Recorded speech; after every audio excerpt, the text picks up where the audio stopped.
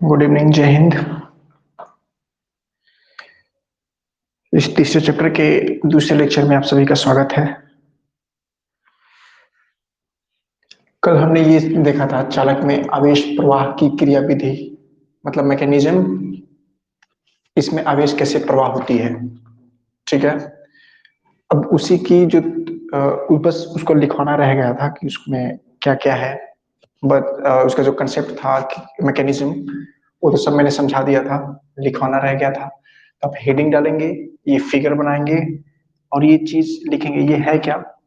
Number density of electrons equal to 10⁻28 पर metre cube. मतलब normal कोई भी कंडक्टर होता है तो नॉर्मल कंडक्टर, कॉपर कंडक्टर की बात हो रही है, नॉर्मल जो वायर्स हमारे कनेक्टेड होते हैं उसकी बात हो रही है।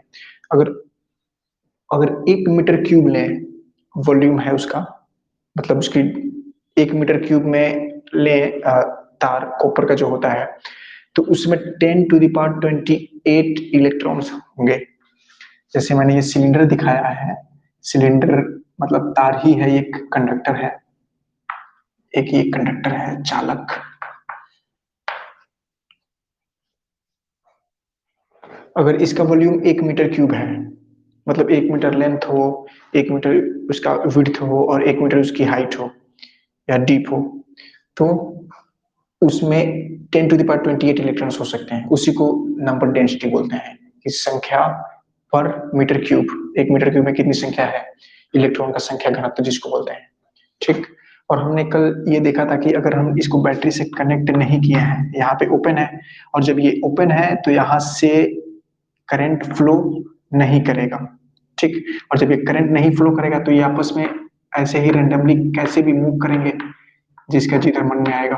ठीक, एक दूसरे से टकराएंगे, है ना।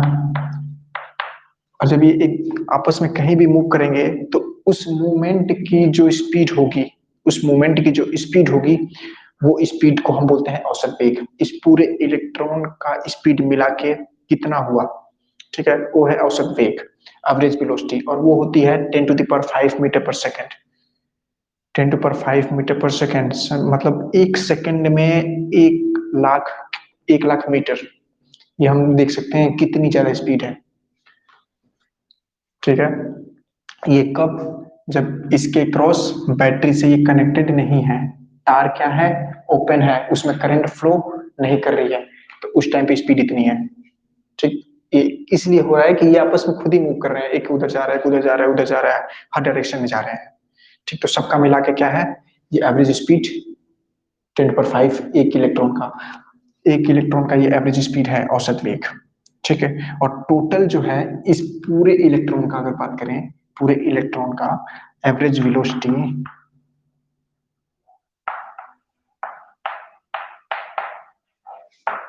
ऑफ ऑल इलेक्ट्रॉन्स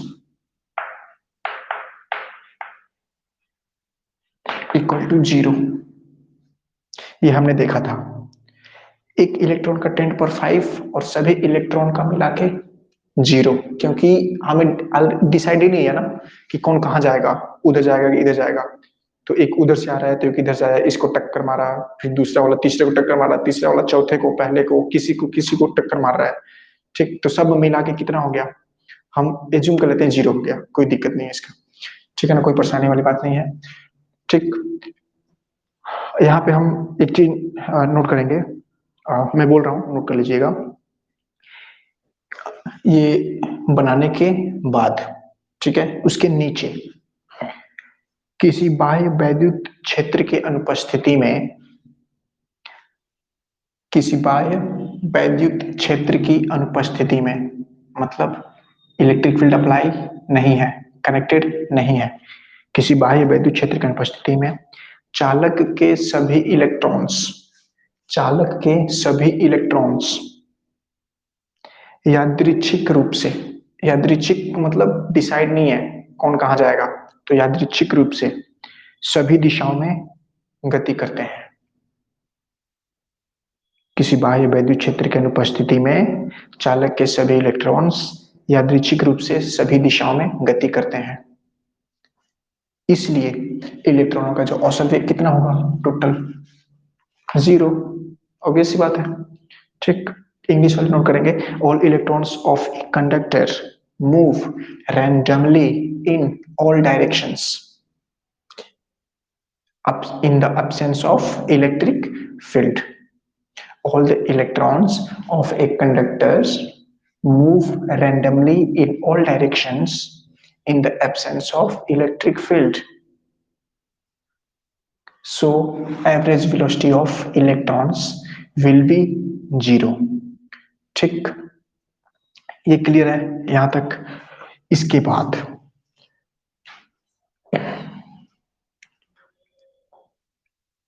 ये तो अनुपस्थिति में हो गया, जब कंडक्टर को किसी इलेक्ट्रिक फील्ड में नहीं रखा गया है। अब दूसरा कंडीशन क्या है, जब हम इसको इलेक्ट्रिक फील्ड में रख देंगे तो क्या होगा। तो इसको मैं मिटा रहा हूं। इलेक्ट्रिक फील्ड में रखने से क्या होगा, इन द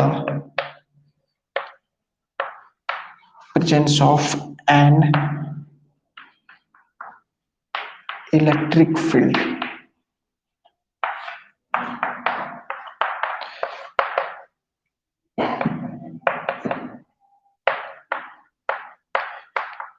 वैद्युत क्षेत्र के उपस्थिति में,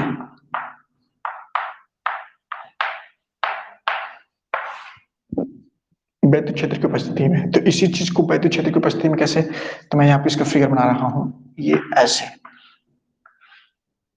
ठीक,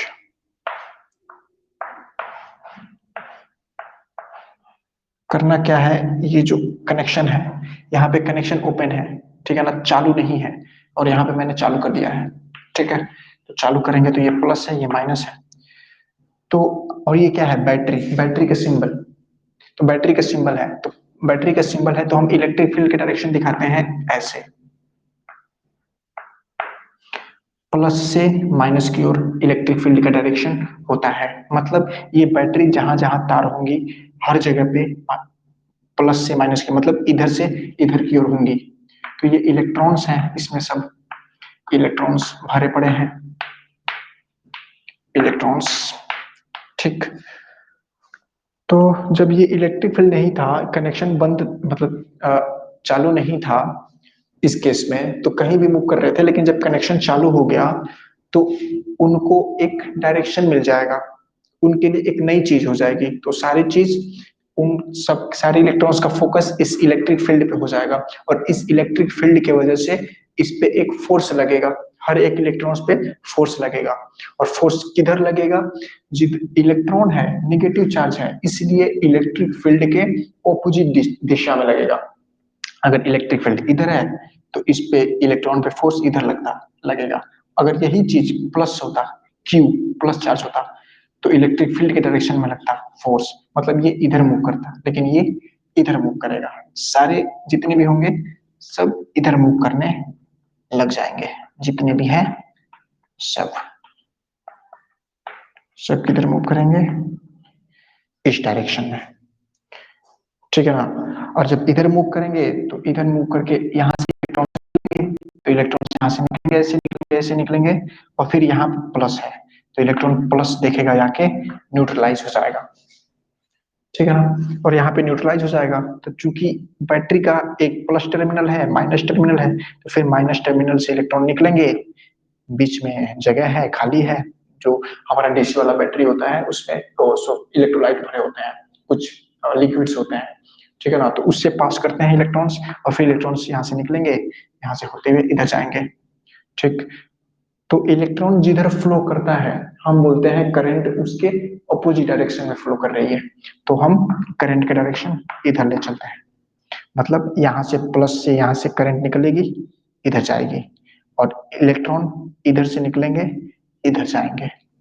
ठीक है ना, तो इलेक्ट्रिक फील्ड की वजह से इसमें इलेक्ट्रॉन का मोशन हुआ, जो मोशन वो ऊपर कहीं भी कर रहा था, मतलब उसका कोई डायरेक्शन क्लियर नहीं था, लेकिन इलेक्ट्रिक फील्ड आया तो इसका डायरेक्शन क्लियर हो गया है। मतलब ये एक ही डायरेक्शन में जिधर इलेक्ट्रिक फील्ड लगा है उसके ऑपोजिट डायरेक्शन में मूव करेगा, और उसकी वजह से इसमें इलेक्ट्रॉन्स करंट आएगा। ठीक है ना, तो वैद्युत क्षेत्र की उपस्थिति में लिखेंगे ये बन गया होगा, ठीक है। तो इसमें नोट करेंगे, सभी इलेक्ट्रॉनों पर एक बल लगता है, सभी इलेक्ट्रॉनों पर एक बल लगता है, जिसकी वजह से ये इलेक्ट्रॉन वैद्युत क्षेत्र के विपरीत दिशा में गति करते हैं, ठीक है ना। वैद्युत क्षेत्र की उपस्थिति में सभी इलेक्ट्रॉनों पर एक बल लगता है और ये सभी इलेक्ट्रॉन वैद्युत क्षेत्र के विपरीत दिशा में गति करते हैं, ठीक है ना। इंग्लिश में electrons move opposite direction of electric field, ठीक है, in the presence of an electric field, ठीक। तो ये मूव क्यों किया, क्योंकि इस पे बल लगा। अब देखेंगे वो बल की वैल्यू कितनी होगी, बल, ठीक। तो मैं यहां दिखा रहा हूं इसको, फोर्स, इलेक्ट्रिक फोर्स,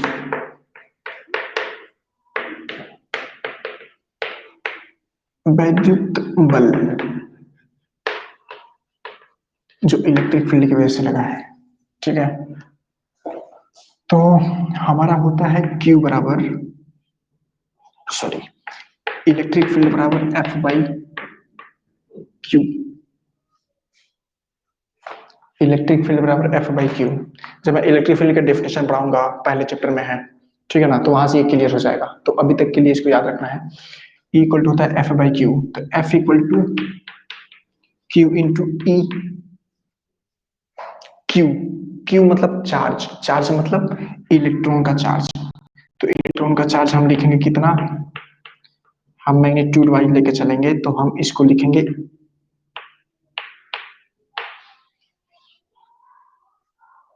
ठीक है ना। एफ बराबर कितना, small e into capital E. Small e क्या है, चार्ज ऑफ एन इलेक्ट्रॉन, और कैपिटल ई क्या है, इलेक्ट्रिक फील्ड। लेकिन हमें लेना है और ई हमें पता है कि माइनस में होता है, -1.6। तो यहाँ पे हम एक प्लस में लिख के यहाँ पे माइनस लगाएंगे, क्योंकि इलेक्ट्रॉन ऑलरेडी क्या है, नेगेटिव, और ई क्या है, लगेगा इन सब पे, वो कितना लगेगा, F equal to minus small e into capital E, ठीक है, इतना क्लियर। अच्छा, और जब भी किसी भी चीज पे बल लगता है, तो उस बल की वजह से त्वरण आता है, एक्सेलरेशन आता है, ये न्यूटन ने बताया था। तो उस न्यूटन के कंसेप्ट को इसमें अप्लाई किया जाएगा, ठीक।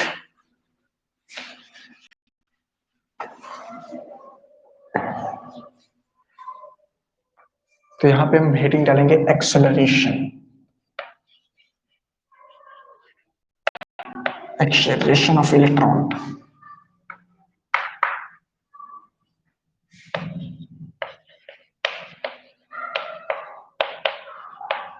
इलेक्ट्रॉन का त्वरण, अच्छा, हमें क्या पता है, F equal to m into a, force equal to mass into acceleration. Force हमें यहां देखो, E इंटू कैपिटल ई हमें पता है, माइनस ई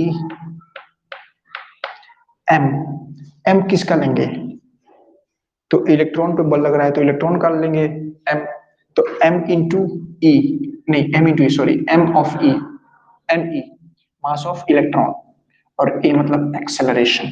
तो यहां से एक्सेलरेशन क्या ले सकते हैं, minus e capital E divided by m e, यह आ गया हमारा एक्सेलरेशन ऑफ इलेक्ट्रॉन, ठीक। तो एक्सेलरेशन है क्या, एक्सेलरेशन है हमारी वेक्टर क्वांटिटी, और इसमें वेक्टर क्वांटिटी क्या है, ई, तो minus e vector m e, ये हमारा एक्सेलरेशन का वेक्टर फॉर्म हो गया, ठीक है ना, ये एक्सेलरेशन का वेक्टर फॉर्म। अच्छा, यहाँ पे माइनस क्या बता रहा है, माइनस बता रहा है कि इलेक्ट्रिक फील्ड जिस डायरेक्शन में काम करेगा उसके नेगेटिव डायरेक्शन में फोर्स भी लगेगा और नेगेटिव डायरेक्शन में फोर्स लगेगा तो उसी जिस डायरेक्शन में फोर्स लगेगा उसी डायरेक्शन में एक्सेलरेशन होगा। मतलब इलेक्ट्रिक फील्ड जिस डायरेक्शन में काम करेगा एक्सेलरेशन की दिशा उसके नेगेटिव होगी, मतलब उसके ऑपोजिट होगी। बस यहां से ये समझ में आ रहा है हमें, a equal to minus small e capital E divided by m e. यहाँ पे डायरेक्शन भी दिखाया गया है, ठीक है ना। तो अगर इसका डायरेक्शन प्लस लेंगे तो इसका डायरेक्शन ऑलरेडी माइनस है तो माइनस आ जाएगा, ठीक है ना। तो एक्सेलरेशन भी निकल गया। अच्छा, एक्सेलरेशन निकल गया। अब इस, ठीक है, अब इसी एक्सेलरेशन को एक कांस्टेंट टाइम तक हम देखें, कांस्टेंट टाइम तक, तो उसी कांस्टेंट टाइम से अगर मल्टीप्लाई करेंगे तो वेलोसिटी हो जाएगी। Velocity equal to acceleration into time, ठीक। Velocity equal to acceleration into time. तो यहां से हम वेलोसिटी का भी एक फॉर्मूला ड्राइव कर सकते हैं, और जो वेलोसिटी आएगी, जो वेग आएगी, उसी को हम ड्रिफ्ट वेलोसिटी बोलते हैं। ड्रिफ्ट वेलोसिटी का मतलब क्या हुआ, ड्रिफ्ट करना। ड्रिफ्ट का मतलब कोई बाहर से फोर्स लगा रहा है, तुमको एक्सटर्नल फोर्स दे रहा है, और वो एक्सटर्नल फोर्स कैसे मिल रहा है, इलेक्ट्रिक फील्ड से, ठीक है ना। तो अभी ड्रिफ्ट वेलोसिटी पे जाने से पहले उसका हम डेफिनेशन वगैरह थोड़ा सा देखेंगे, ठीक है ना। उसमें हम नोट करेंगे इसको, अभी तक के लिए हम इक्वेशन नंबर 1 नोट कर लेते हैं, ठीक। अब कुछ पॉइंट्स हैं, इंपोर्टेंट पॉइंट्स, उसको नोट करना जरूरी है। कुछ डेफिनेशंस हैं, 2 डेफिनेशन है, उसको नोट करेंगे, उसके बाद से ड्रिफ्ट वेलोसिटी पे आएंगे, ठीक है। ये हमारा इक्वेशन नंबर 1 है।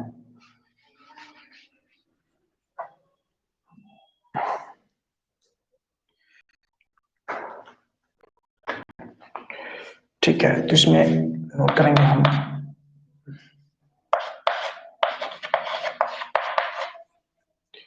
Due to force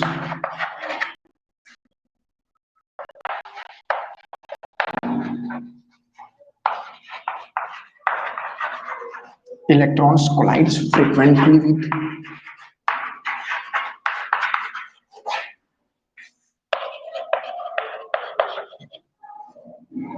other electrons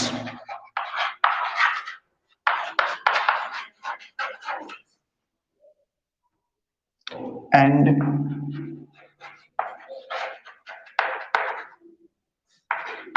gains a velocity component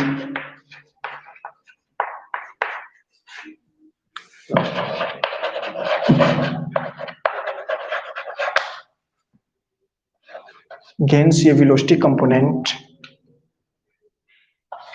in addition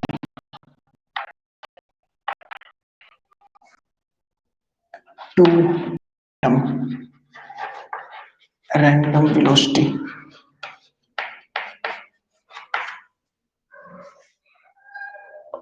in opposite direction.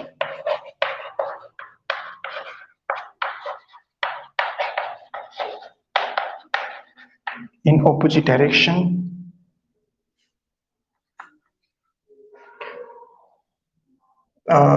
एक पॉइंट और है इसी में, the gain in velocity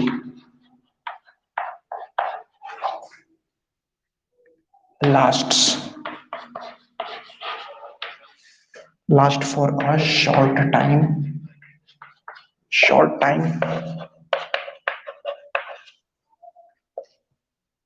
and is lost in next collision.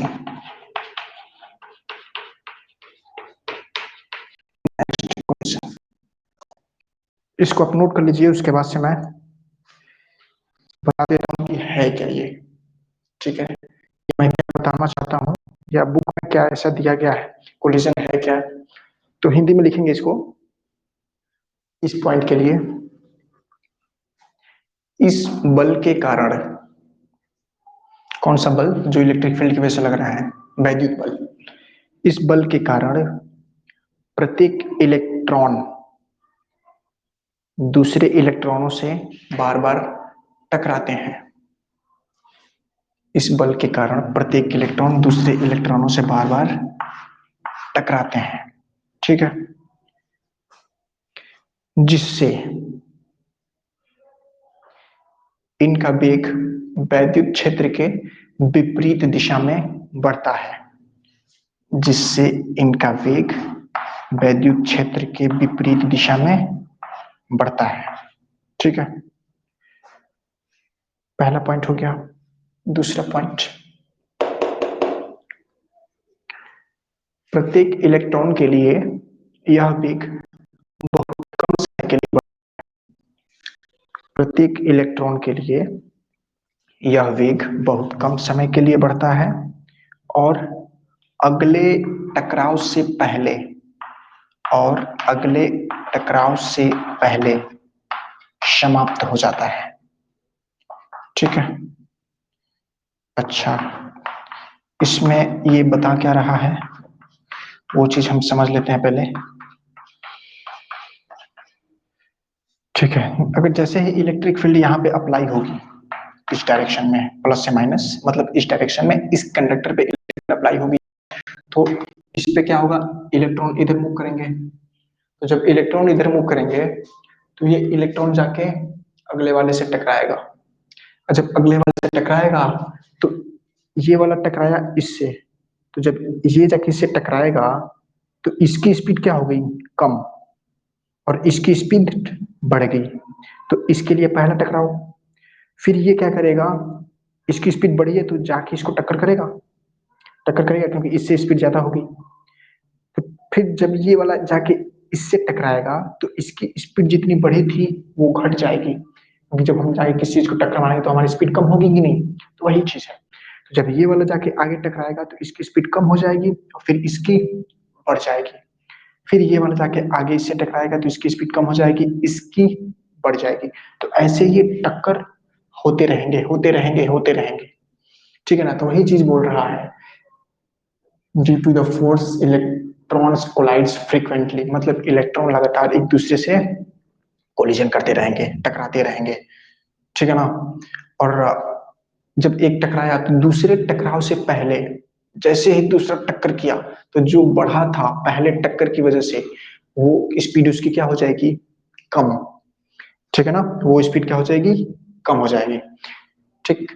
तो और इस टक्कर से होता क्या है, जो हमारे हम इंसुलेशन जो होती है हमारी तारों में, इस इन्हीं टक्कर की वजह से जहां भी कोई भी चीज टक्कर होगी तो वहां से हीट प्रोड्यूस होता है, उष्मा निकलती है, और वही उष्मा जो है तार का टेम्परेचर बढ़ाता है या किसी चीज का टेम्परेचर बढ़ाता है। कभी कभी देखना मोबाइल गर्म हो जाता है, हम चार्ज करते हैं तो इलेक्ट्रॉन्स क्या हो रहे हैं, टक्कर ज्यादा हो रही है, और वो हीट उसका बैटरी चार्ज न करने की जगह पे उसमें हीट प्रोड्यूस कर रही है, ठीक है ना। वैसे ही तार में भी होता है, जहां जहां भी कंडक्टर्स है ये होता है ना।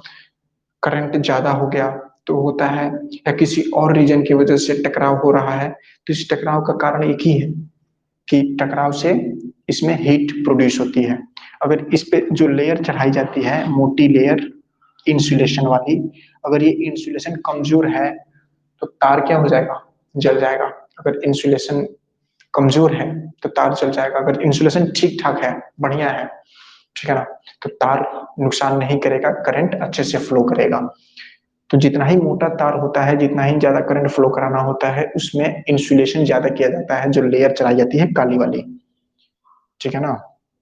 जैसे यही तार है, यही वाला, तो ये तार क्या है, ये पूरा ब्लैक ब्लैक क्या है, इंसुलेशन है, ठीक है ना, ये पूरा इंसुलेशन है ये, ठीक। तार तो इसके अंदर में है जिसमें करंट फ्लो कर रहा है, ये इंसुलेशन है, ये लेयर है, ये ताकि जो टेम्परेचर का इफेक्ट है वो इस पे ना आए, बाहर ना आए। जैसे मैं टच कर रहा हूँ, अगर इंसुलेशन नहीं रहता तो इंसुलेशन नहीं रहता तो करंट लगता हमें, ठीक है ना, और वो टेम्परेचर हम फील करते। लेकिन अगर इसी में करंट ज्यादा फ्लो करा जाए तो वो फील हम करने लग जाएंगे, ये क्या हो जाएगा, इंसुलेशन जल सकता है, ठीक है ना। तो ये है कोलिजन का। अच्छा, अब जो ये स्पीड बढ़ी है इलेक्ट्रिक फील्ड की वजह से, ठीक है ना। तो उसी को हम बोलते हैं ड्रिफ्ट वेलोसिटी। ड्रिफ्ट वेलोसिटी का मतलब, ड्रिफ्ट वेलोसिटी मतलब ऐसी वेलोसिटी जो किसी फोर्स की वजह से आ रही है। ठीक है ना। तो ड्रिफ्ट मतलब बाहर से कोई एक्सटर्नल फोर्स लगाया है उसकी वजह से आ रही है। इसको हिंदी में क्या बोलते हैं? अपवाह वेग। अपवाह वेग या अपवहन वेग, अपवहन या अवगमन वेग, तीन तीन नाम है। ठीक है ना। ड्रिफ्ट वेलोसिटी, अपवाह वेग, अपवहन वेग और अवगमन वेग, जो इस इलेक्ट्रिक फील्ड की वजह से जो वेग आ रही है। इसका मैं डिफिनेशन अभी लिखवा देता हूँ। और एक टर्म और आता है, उस टर्म उसको बोलते हैं हम रिलैक्सेशन टाइम।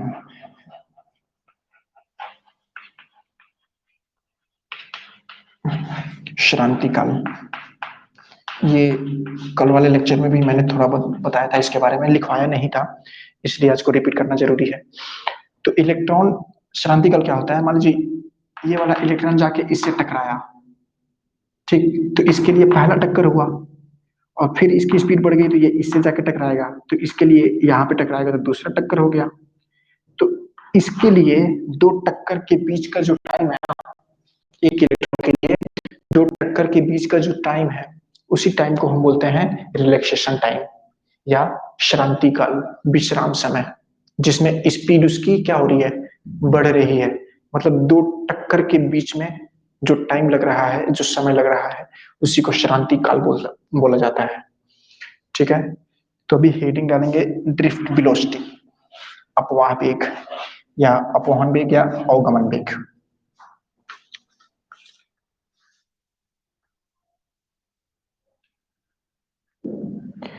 ठीक है। इसमें लिखेंगे किसी बाह्य वैद्युत क्षेत्र के विपरीत दिशा में, किसी बाह्य वैद्युत क्षेत्र के विपरीत दिशा में मुक्त इलेक्ट्रॉनों के, मुक्त इलेक्ट्रॉनों के औसत वेग को,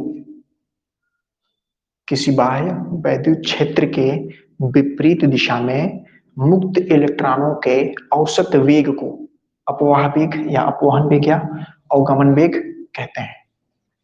ठीक है ना। इंग्लिश वाले लिखेंगे the average velocity of free electrons, the average velocity of free electrons in opposite direction of external electric field is known as drift velocity। ठीक है ना। अब ये ड्रिफ्ट वेलोसिटी तो हो गया।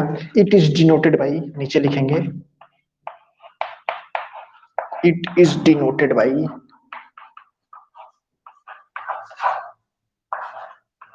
वीडी। ये वी छोटा वाला है, स्मॉल वी, इसे स्मॉल वीडी से प्रदर्शित करते हैं। डी मतलब ड्रिफ्ट, वी मतलब velocity, drift velocity small VD से इसे प्रदर्शित किया जाता है। ठीक है। अब रिलैक्सेशन, रिलैक्सेशन टाइम किसे कहेंगे? अब तो डेफिनेशन तो आप खुद ही बना सकते हैं, जैसा कि मैंने बता दिया है। इसी को अपने लैंग्वेज में भी लिख देंगे तब भी गलत नहीं है, लेकिन हाँ, किताबी लैंग्वेज एग्जामिनर को चाहिए, किताबी लैंग्वेज। लेकिन जो अच्छे टीचर्स होते हैं किताबी लैंग्वेज की जरूरत नहीं है, आप उनको बस समझा दो अपने कॉपी में लिख के, बस उसी से वो नंबर आपको दे देंगे। ठीक है। तो अब हेडिंग डालेंगे रिलैक्सेशन टाइम, उसमें लिखेंगे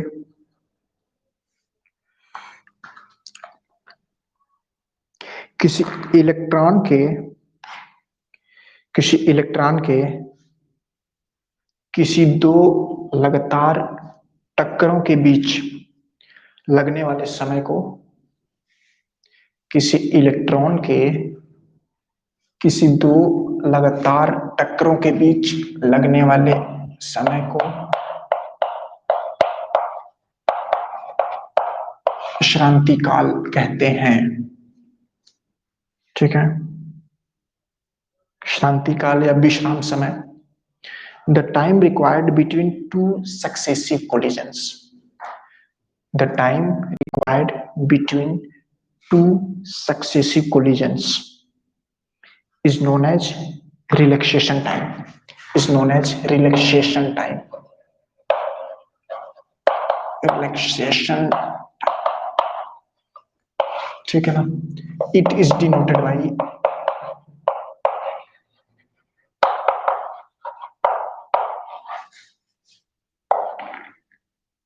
टाउ.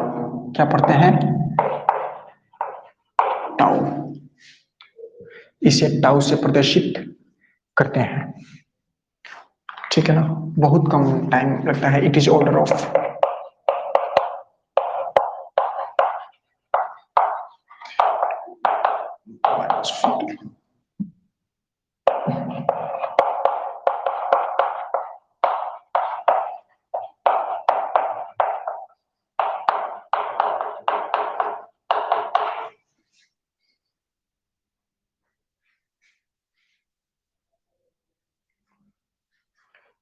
यह 10⁻⁻14 सेकेंड की कोटि का होता है. ठीक है ना?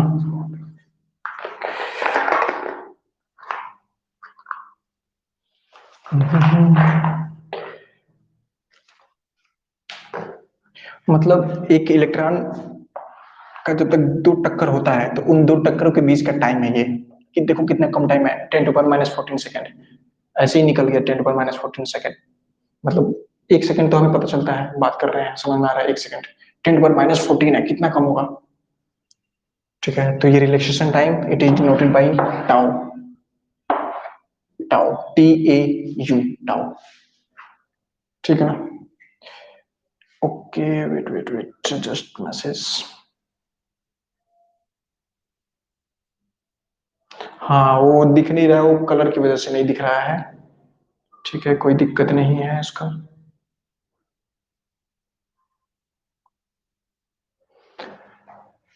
टाउ बनाया है, कलर मैंने दूसरा यूज किया इसलिए नहीं दिख रहा है. Tau, TAU, 10⁻14 second. ठीक है, अब दिख रहा है. ठीक है ठीक है, नोट कीजिए, कोई बात नहीं. वैसे जो मैंने लिखवाया वो बोल दिया है आप लोगों को. मैं चेक कर रहा था कि ये कलर चल रहा है कि नहीं, दिख रहा है कि नहीं. थोड़ा सा रंगीन रहता है तो मजा आता है ना, लेकिन रंगीन नहीं है. रंगीन इस पे मजा नहीं आ रहा. दिख नहीं रहा तो क्या मजा आएगा. ठीक.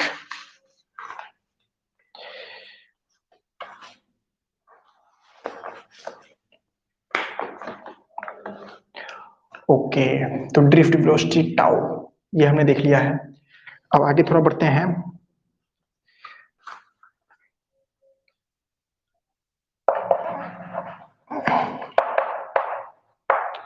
रिलेशन बिटवीन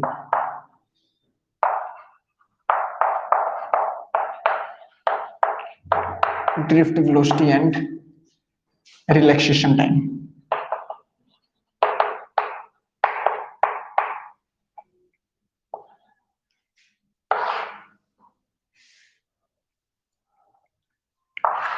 अपवाह वेग और श्रांति काल में संबंध क्या है. श्रांति काल में संबंध क्या है. अपवाह वेग और श्रांति काल में संबंध. ठीक, तो यहां से हम देखते हैं equation of first equation of motion.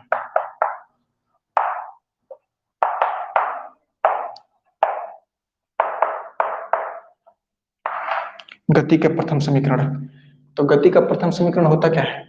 गति का प्रथम समीकरण होता है v बराबर u प्लस AT. v बराबर u प्लस AT. v मतलब ड्रिफ्ट वेलोसिटी, फाइनल वेलोसिटी है. तो फाइनल वेलोसिटी क्या हुई. फाइनल वेलोसिटी मतलब इलेक्ट्रिक फील्ड अप्लाई करने के बाद जो वेलोसिटी आई वो है फाइनल वेलोसिटी. तो फाइनल वेलोसिटी में हम क्या लिखेंगे, ड्रिफ्ट वेलोसिटी u. तो u मतलब सभी इलेक्ट्रॉनों का जब इलेक्ट्रिक फील्ड जैसे अप्लाई किया गया तो उस टाइम पे कितनी स्पीड थी. तो एवरेज स्पीड तो जीरो थी उस टाइम पे. तो उस टाइम पे एवरेज स्पीड जीरो थी. तो उस टाइम पे एवरेज स्पीड जीरो. ए को ऐसे ही रखते हैं और टाइम को ही श्रांति काल VD equal to 0 plus A into tau. ठीक. अच्छा, पीछे हमने क्या पढ़ा था, ए की वैल्यू देखी थी हमने, तो वीटी बराबर a minus e capital E divided by m e into tau. अगर इसी को आप वेक्टर फॉर्म में लेना चाहते हैं, ये ले लीजिए, वेक्टर फॉर्म हो गया। ठीक, तो ये हमारा रिलेशन है ड्रिफ्ट वेलोसिटी और रिलैक्सेशन टाइम में। VT equal to minus small e capital E divided by mass of electron into tau. ठीक है ना।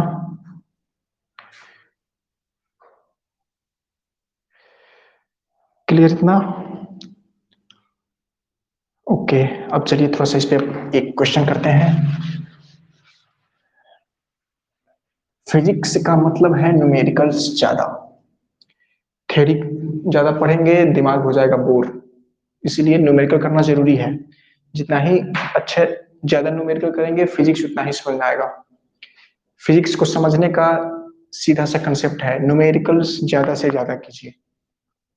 तो न्यूमेरिकल्स करने से थ्योरी भी समझ में आ जाती है, न्यूमेरिकल्स तो खैर आता ही आता है। ठीक है ना। तो हम यहाँ पे पहला न्यूमेरिकल लिखेंगे, question number first, calculate drift velocity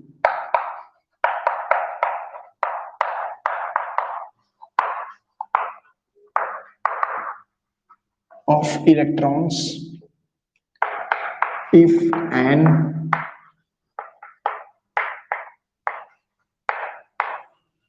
electric field of 30 kilovolt per meter is applied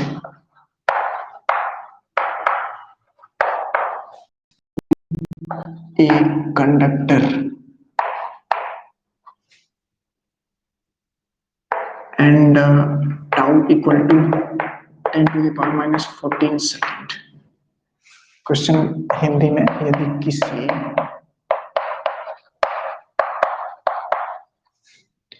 चालक पर 30 किलो पर मीटर का वैद्युत क्षेत्र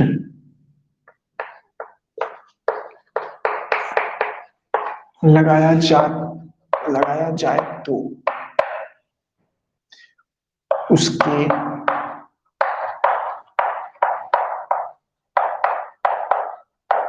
इलेक्ट्रॉनों का अपवाह वेग की गणना करें, जहां पे टाउ कितना दिया है 10 to the power minus 14 second.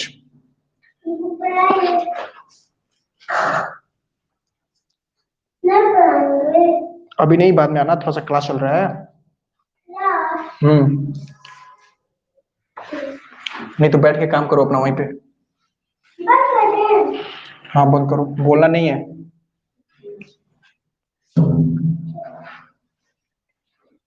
Solution,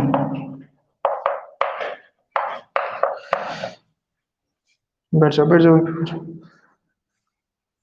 ठीक है, सॉल्यूशन में क्या लिखेंगे, गिवन। गिवन क्या क्या है,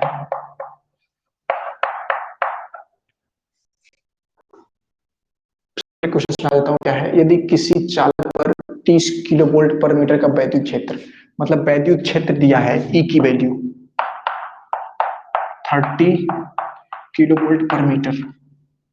ठीक है, 30 किलो वोल्ट मतलब किलो है तो इसको हम एसआई में कन्वर्ट करेंगे, 30 इंटू 10⁻³ वोल्ट पर मीटर। ठीक, लगाया जाता है तो उसके इलेक्ट्रॉनों का अपवाह वेग की गणना करें, मतलब वीडी पूछ रहा है।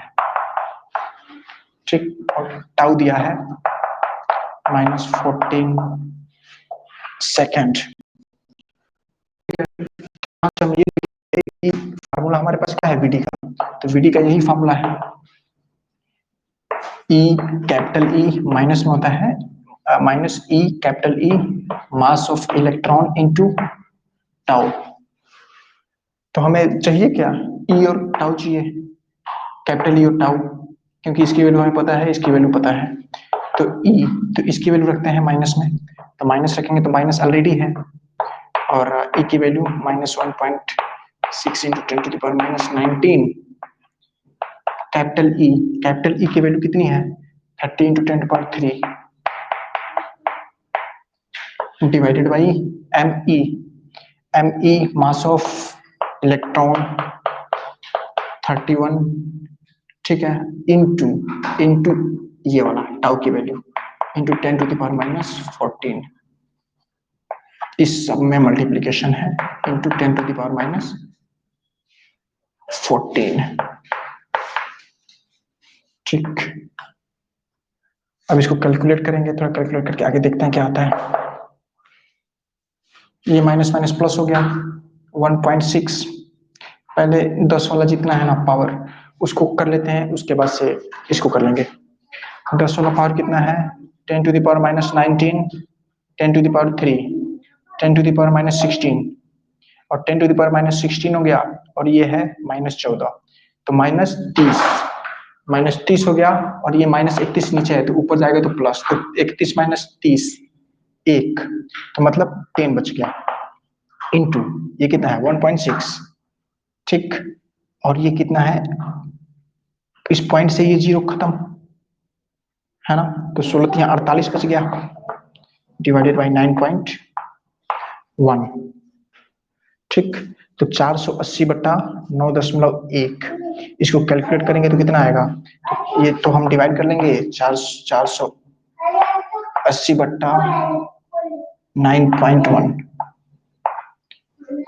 ठीक है ना तो डिवाइड करके चेक करते हैं कितना आएगा तो 91 हो गया यहाँ पे 4800 कितनी बार में जाएगा 5 बार में तो 5 बार में 455 ठीक है इसमें से आ गया 5 2 कट गया 250 3 बार में जाएगा ऑलमोस्ट 3 ठीक है ना नहीं तो 2 बार में लेके जाइए 2 बार में लेके जाएंगे तो 129 27 हो जाएगा ठीक है 2 हो जाएगा 2 9 2 18 कितना बच जाएगा 59 आएगा इतने आसपास तो हमारा आंसर 50.9 मीटर पर सेकंड के आसपास मतलब 53 मीटर पर सेकंड के आसपास आंसर इसका आएगा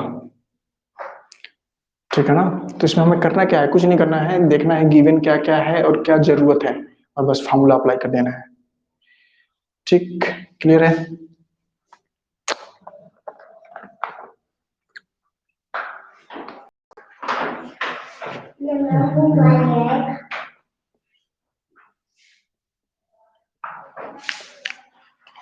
बैठे काम करो तुम अपना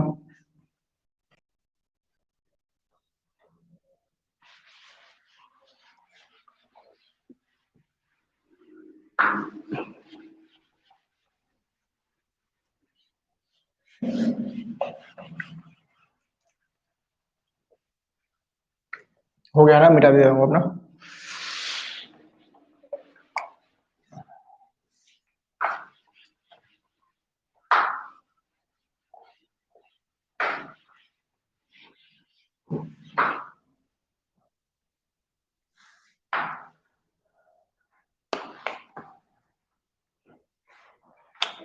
ठीक है अब आगे बढ़ा जाए relation between electric current and drift velocity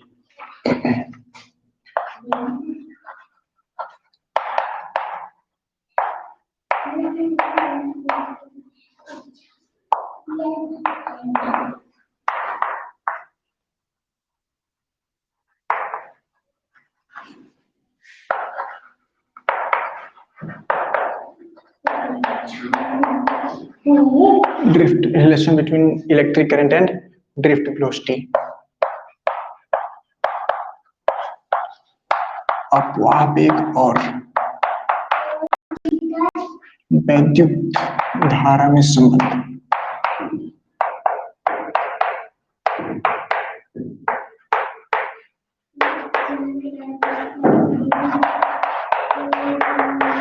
अपवाह वेग और वैद्युत धारा में संबंध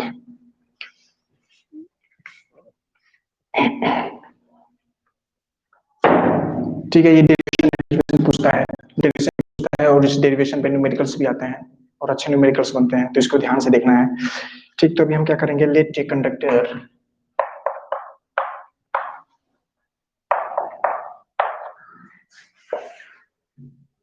of length L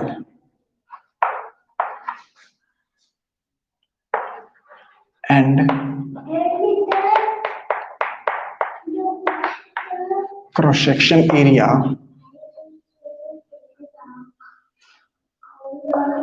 A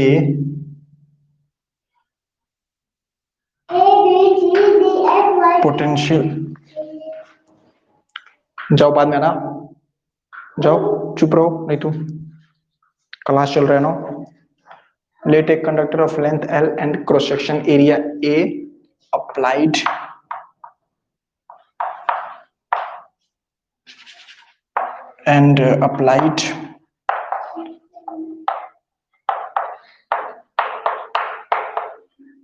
a potential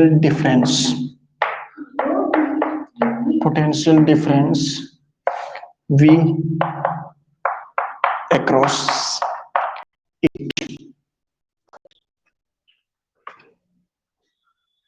मतलब माना किसी, हिंदी वाले नोट करेंगे, माना किसी L लंबाई और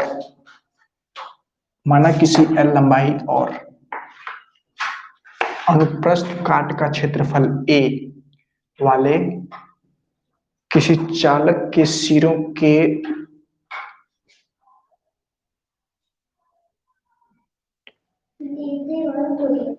कहां बदमाशी कर रहा है, चुपचाप बैठ आराम से। माना किसी L लंबाई और A अनुप्रस्थ काट के क्षेत्रफल वाले चालक के सिरों पर विभवांतर, चालक के सिरों पर विभवांतर V लगाया गया है, विभवांतर V लगाया गया है। जैसे मान लीजिए जो कंडक्टर हमने लिया है यहाँ पे, ये हमारा कंडक्टर हो गया, तो इस कंडक्टर का जो ये लेंथ है, ये वाला लेंथ कितना है, L है, ठीक है। ये जो क्रॉस सेक्शन एरिया है ये हो गया, चाहे ये हो गया। क्रॉस सेक्शन एरिया का मतलब जिस एरिया से इलेक्ट्रॉन्स निकलेंगे, जैसे मान लीजिए ये क्या है, ये सिलेंडर हो गया ये वाला, तो ये सिलेंडर है तो क्रॉस सेक्शन एरिया ये हो गया, ये सामने वाला जो दिख रहा है ना, ये क्रॉस सेक्शन एरिया है, और ये पूरी इसकी लंबाई हो गई, ये सिलेंडर हो गया, तो ये क्रॉस सेक्शन एरिया ए। अब इसको क्या किया गया है, बैटरी से जिसका पोटेंशियल V है उससे कर दिया गया है कनेक्ट, ये प्लस ये माइनस ऐसे कनेक्ट कर दिया गया है V से, ठीक। और जब V से कनेक्ट किया गया है तो इसके अक्रॉस एक इलेक्ट्रिक फील्ड जनरेट होगी इस वोल्टेज की वजह से, और वो इलेक्ट्रिक फील्ड की वैल्यू कितनी होगी, इलेक्ट्रिक फील्ड मतलब वैद्युत क्षेत्र,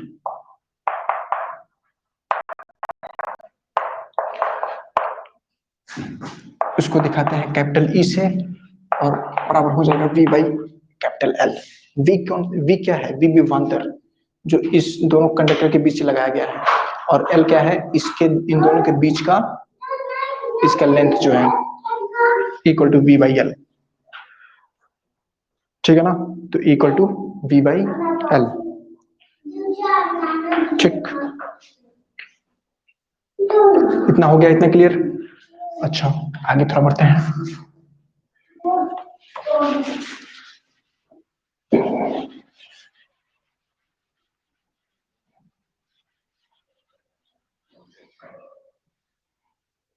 अब इसी इलेक्ट्रिक फील्ड की वजह से तो हमारा जो है इसमें करंट वगैरह आएगा, जो वेलोसिटी आएगी, है ना, इसी इलेक्ट्रिक फील्ड की वजह से।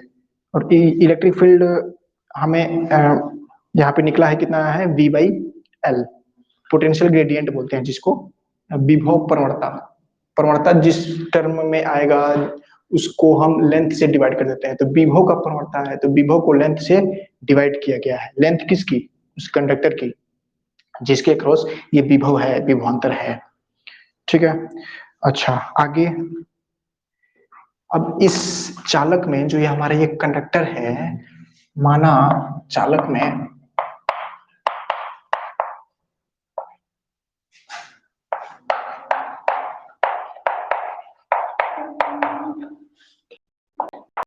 इलेक्ट्रॉन की संख्या n प्रति मीटर क्यूब है, प्रति मीटर क्यूब है ना। Let number of electrons in conductor are n per metre cube. जो हम शुरू में माने थे जब कंडक्टर देखा था, तो कंडक्टर को एज्यूम किया था कितने इलेक्ट्रॉन्स हैं, तो प्रति मीटर क्यूब वो कॉपर की लेता है 10⁻28, लेकिन ये कॉपर नहीं है, ये कोई भी चाल हो सकता है, तो हम जनरल मानकर चलते हैं कि n है, स्मॉल n। ठीक, तो जब n है तो हमारा इलेक्ट्रिक फील्ड का डायरेक्शन इधर है कि नहीं, और करंट इधर से निकलेगा आई, जितना करंट जाएगा इतना ही करंट इसमें आएगा। ये सब क्या है, इलेक्ट्रॉन्स।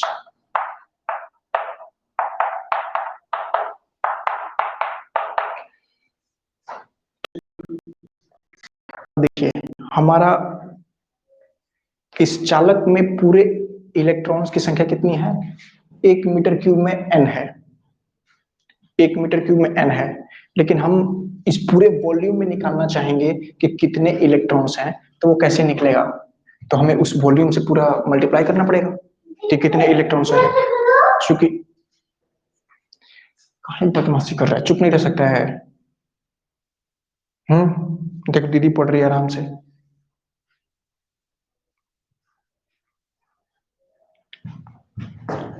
तो चालक में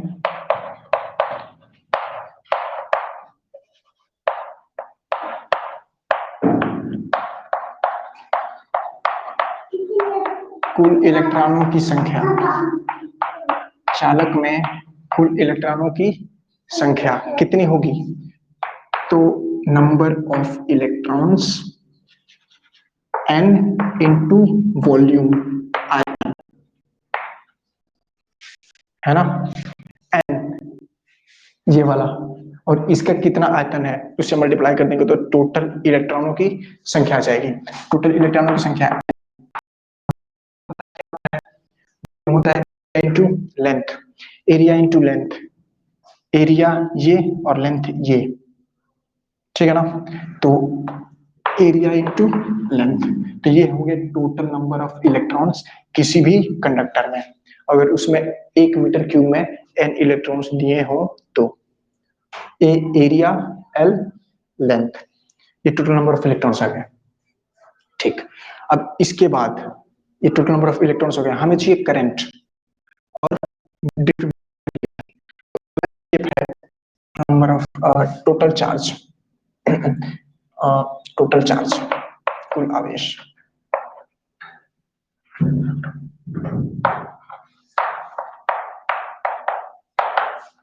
कुल आवेश कितना होगा, कुल आवेश को Q से दिखाते हैं, स्मॉल q।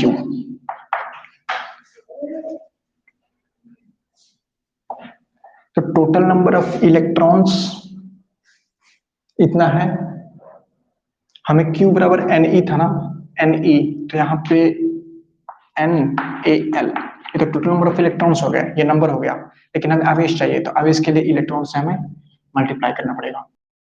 इलेक्ट्रॉन का जो NaLe, ये हमारा क्या हो गया, किसी भी कंडक्टर में टोटल कितना चार्ज है, ठीक, ये हो गया टोटल चार्ज। अब इसके बाद 2-3 स्टेप का और है, हमारा इन दोनों में रिलेशन आ जाएगा।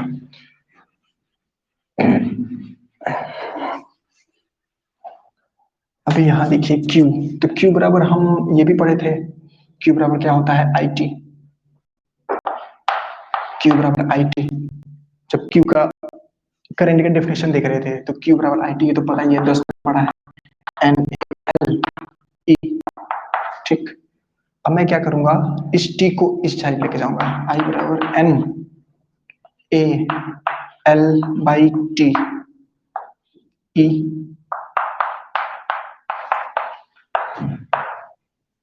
एल बाई टी मतलब डिस्टेंस बाई टाइम, और डिस्टेंस बाई टाइम ही तो वेलोसिटी होता है ना, तो इसी वेलोसिटी को मैं क्या दिखाऊंगा, वी डी ई। तो आई बराबर आ गया, आई बराबर n e A v d. तो ये हमारा आ गया रिलेशन करंट में, ये करंट में और ड्रिफ्ट वेलोसिटी में, ठीक है ना। आई क्या है, करंट कितना फ्लो कर रहा है इस कंडक्टर में, एन क्या है, number of electron cube, e क्या है, charge of an electron, A क्या है, area of conductor, cross section area of conductor, और VD is a drift velocity of electrons. तो यहाँ पे एक चीज नोट करने वाली बात यह है कि आई देखिए एल पे कंडक्टर का कितना लेंथ है उस पे डिपेंड नहीं कर रहा है, यहाँ से हम देख सकते हैं किस पे डिपेंड कर रहा है, एरिया पे, ड्रिफ्ट वेलोसिटी पे, ठीक है ना, क्योंकि यहाँ से देखिए एल इसमें यूज हो गया है, ठीक है ना, L by t n e A b d. तो ये रिलेशन हमें याद रखना है, क्लियर, ओके। इक्वेशन नंबर इसको 3 मान लीजिए, टू जो बी डी हमारा आया था minus e m e tau, इसको इक्वेशन नंबर 2 कर लीजिएगा।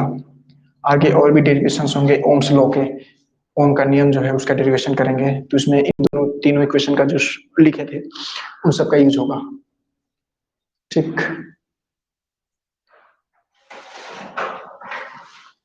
ओके। तो होप आपको ये लेक्चर समझ में आया होगा, और जहां डाउट होंगे आगे आप नोट्स बनाएंगे, अगले क्लास में पूछेंगे, ठीक है ना। तो थैंक यू एंड बाय, कल मिलते हैं 4 बजे, ओके।